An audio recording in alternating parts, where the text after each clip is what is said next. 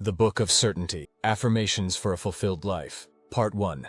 Foundations of What Is, Chapter 1. Because it is so, there are moments when explanation weakens truth. This is one of them. Certainty does not argue. It does not persuade. It does not raise its voice or gather evidence. It simply stands. This chapter does not ask you to believe anything new. It does not invite effort. It does not suggest improvement. It states what is already finished. Certainty is not something you build. It is something you stop interrupting. The mind is accustomed to reasons. It looks for causes, proof, validation, timelines. It wants to know why something should be true before allowing it to be felt. But certainty does not answer questions. It ends them. Because it is so is not an explanation. It is a closure. It does not defend reality. It does not justify outcomes. It does not compete with doubt. It removes doubt from the conversation entirely. There is a difference between confidence and certainty. Confidence still checks itself. Certainty does not. Confidence says, "I think this is right." Certainty says nothing at all. Certainty is quiet because it has nothing to prove. It does not require witnesses. It does not look around to see if it is agreed with. It remains unchanged whether it is acknowledged or not. This book is written from that place. Not from hope. Not from desire. Not from effort. From completion. When something is complete, there is no urgency around it. There is no tension. There is no forward lean. It rests. Most inner conflict comes from unfinished language. Sentences that lean forward. Thoughts that depend on outcomes. Beliefs that are conditional. Certainty removes conditions. When you say, "Money flows to me effortlessly because it is so," nothing follows that sentence. There is no next step. There is no method attached to it. There is no emotional charge required to sustain it. It stands alone. When you say, "I am always in the right place at the right time because it is so," you are not predicting the future. You are stating the nature of your experience as complete. Certainty does not operate on time. It is not waiting for proof. It is not improved by repetition. It is not strengthened by emotion. It is already intact. Most affirmations fail because they try to convince. They argue with the very doubt they are attempting to overcome. They create effort where there could be ease. They ask the nervous system to lean forward and strain. This book does the opposite. It removes the argument. There is no battle between belief and disbelief here. There is no attempt to override the mind. There is no instruction to feel differently.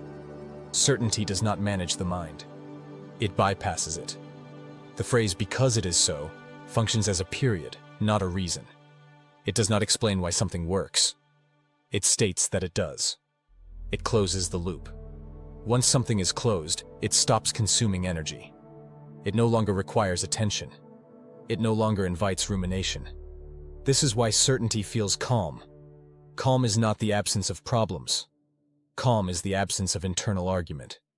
When inner language becomes final, the body follows. Breathing slows. Thoughts soften. The system settles.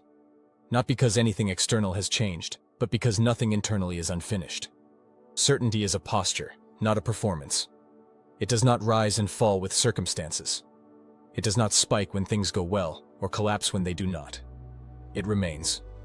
This chapter is not meant to persuade you of certainty. It is written as if certainty has already been decided. Because it has. You do not need to adopt it. You do not need to practice it. You do not need to repeat it with intensity. Certainty is not strengthened by effort. Effort suggests doubt. You do not chase certainty. You stop questioning it. Life responds differently to settled language. Not because the world listens to words, but because the person speaking them no longer interferes. When there is no internal argument, action becomes cleaner. Decisions feel quieter. Timing aligns without force. Not as a miracle. As a consequence of alignment. Alignment is not something you achieve. It is what remains when resistance ends. Certainty ends resistance. This book does not ask you to change your circumstances. It changes the posture from which circumstances are experienced. A finished posture invites finished outcomes. This is why these affirmations are written as statements, not requests. They do not reach forward. They do not negotiate. They do not soften themselves to be acceptable. They state, there is power in final language.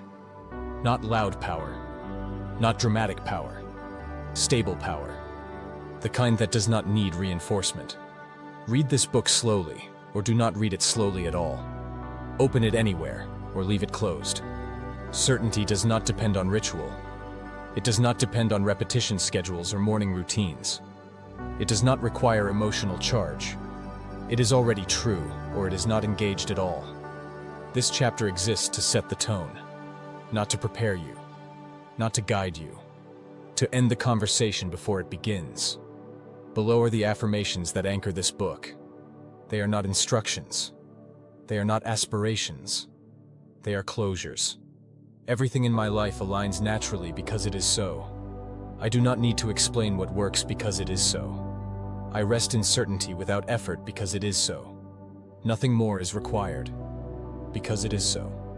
Chapter 2. I am already aligned. Alignment is often treated as something ahead, a state to reach, a balance to earn, a condition that arrives once enough effort has been applied.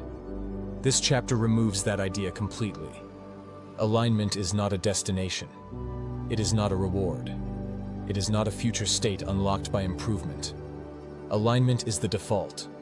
The only thing that ever disrupts it is the search for it.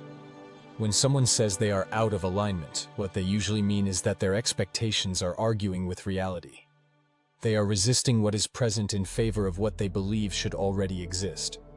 The tension does not come from being misplaced. It comes from questioning placement. Alignment does not require movement. It requires stillness. The moment you stop checking whether you are aligned, alignment reasserts itself. Not because something changes, but because nothing is being contested. There is no separate version of you that is more aligned than this one. There is no future position that suddenly makes everything correct. There is no hidden configuration you have failed to reach. You are not out of step. You are not off course. You are not lagging behind some invisible schedule. Those ideas depend on comparison, and comparison has no authority here. Alignment is not about perfection. It is about coherence. And coherence exists whenever you stop pulling against yourself. Many people exhaust themselves trying to feel aligned. They seek signs, confirmations, synchronicities. They wait for clarity before allowing calm. They postpone peace until circumstances look cleaner. This keeps alignment perpetually just out of reach. Alignment is not confirmed by signs. Signs appear when alignment is no longer being questioned. There is nothing to calibrate. There is nothing to tune. There is nothing to fix. The belief that you must align implies that you are currently misaligned. That assumption creates friction where none existed. It turns neutral moments into problems to solve. This chapter removes that assumption. You are already aligned because you are here. Here is not a mistake. Here is not provisional. Here does not require justification. Your body is aligned. Your timing is aligned. Your position in this moment is aligned. Even uncertainty exists within alignment. Even confusion does.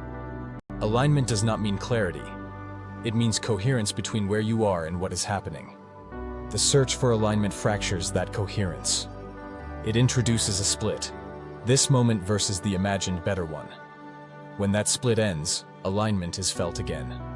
This is why calm often arrives not when answers appear, but when questions stop being asked. Alignment is not something you notice while chasing it. It is something you notice when the chase ends. You do not need to monitor yourself. You do not need to adjust your energy. You do not need to correct your thoughts. All of that assumes misplacement. There is none. Life does not require you to stand in the right posture to proceed. It proceeds regardless. What changes is how much resistance you add while it does. When resistance drops, alignment is felt as ease. Ease is not laziness. Ease is not disengagement. Ease is accuracy without tension. Things done from ease tend to land correctly. Not because they are perfect, but because they are unforced. Forced alignment is misalignment in disguise. There is nothing wrong with wanting clarity. But clarity is not a prerequisite for alignment. It is a byproduct of acceptance. When you accept where you are without labeling it as temporary or inferior, something settles. That settling is alignment. This book does not ask you to feel aligned. It states alignment as fact, not as optimism, not as belief, as condition. Your life is not waiting for you to catch up to it. It is not paused until you understand it. It is not withholding itself until you improve. It is already moving with you in it. Alignment does not mean every choice is correct. It means every choice is integrated. Nothing is wasted. Nothing is outside the flow. Even detours are aligned. Even pauses are aligned. Even moments of stagnation are aligned. Alignment does not judge motion. It includes all of it. This is why searching for alignment often increases anxiety. The search implies danger, the possibility of being wrong, late, or misplaced. It creates pressure where none is required. Ending the search removes the pressure. When the search ends, attention returns to what is actually present. From there, decisions become simpler. Actions become quieter. Outcomes unfold without the sense of being chased. This is not passivity. It is precision without strain. Aligned movement does not announce itself. It does not feel dramatic. It often feels ordinary. Ordinary does not mean wrong. Ordinary often means accurate. You do not need to feel special to be aligned. You do not need to feel inspired. You do not need emotional confirmation. Alignment does not depend on mood. This chapter does not ask you to let go of control. It points out that control was never required. Life organizes itself naturally when it is not interrupted by constant self-correction. You are not behind alignment. You are not ahead of it. You are not outside of it. You are in it. The idea that alignment must be found keeps it hidden. The statement that alignment already exists reveals it. This is why language matters. Language that searches keeps the nervous system alert. Language that concludes allows it to rest.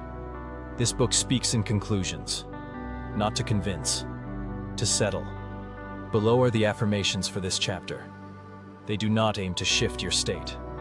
They acknowledge it. I am already aligned because it is so. Nothing in my life is out of place because it is so. I move naturally with what is because it is so. There is no alignment to reach. There is nothing to search for. Nothing more is required. Because it is so.